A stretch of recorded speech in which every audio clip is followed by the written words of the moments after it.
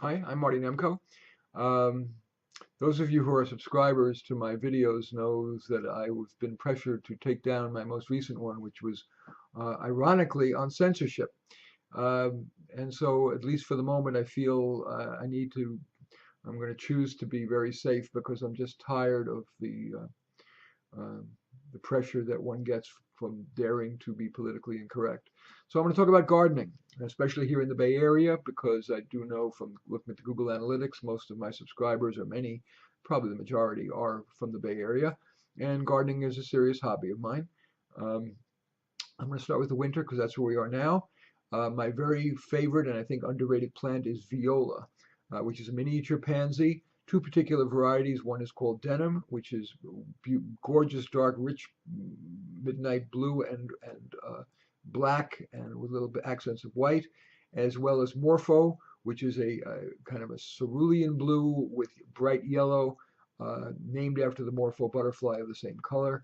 Uh, Viola are they roughly 12-inch mounds and never get any disease, no spraying needed, and they bloom nonstop pretty much from November through early May, and they're buyable in 6 packs, which you can get at a big box store or a nursery for $3 or $4 per 6 pack. So it's a bargain.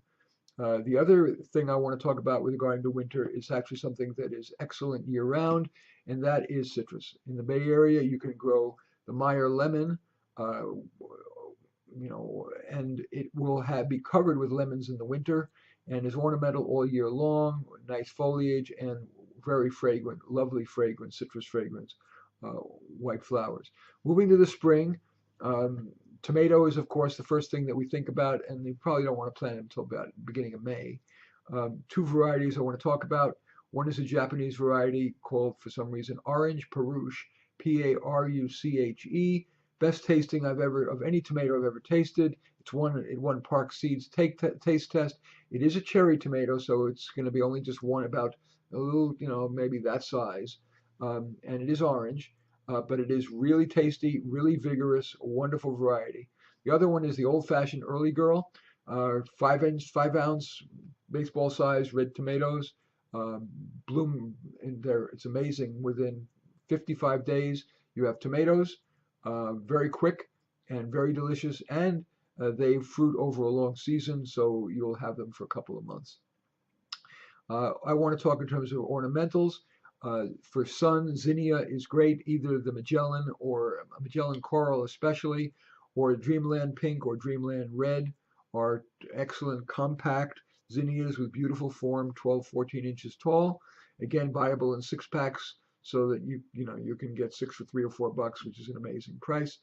Roses are usually more pain in the ass than they're worth, but I'm pretty serious. At some point, I was a rose nut. I grew over 100 roses, and I've actually had 3 commercial ones on the market, but I don't recommend them because while they're very resistant to disease, the flowers are not great.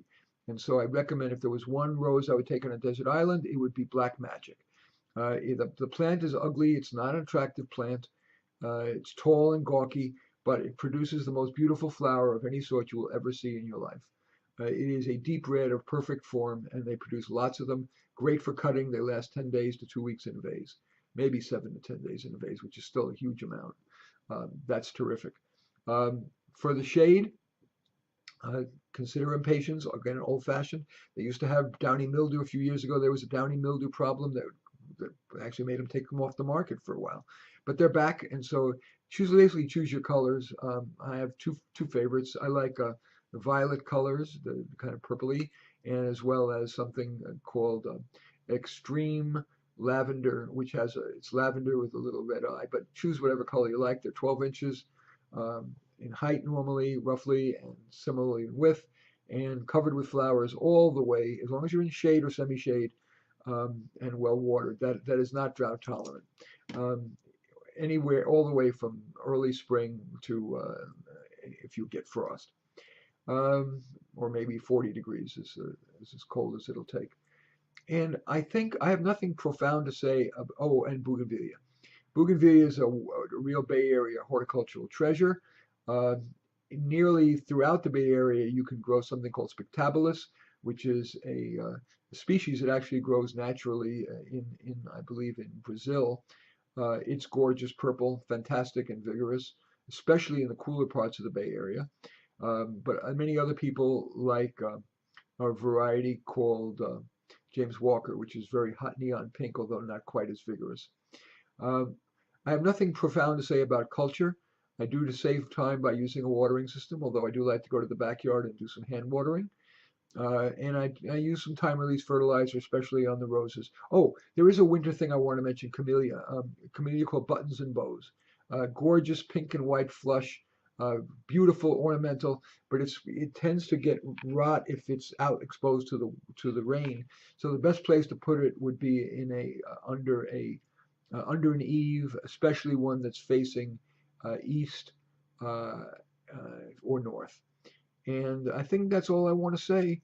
And nobody could object to this, I don't think. This is a monument to political correctness. But anyway, feel free to email me or make a comment on this below, or email me if you have a question or comment. I am Marty Nemko, and my email address is mnemko. That's M as in Mary, N as in Nancy, EM as in Mary, KO @comcast.net. And thanks for watching.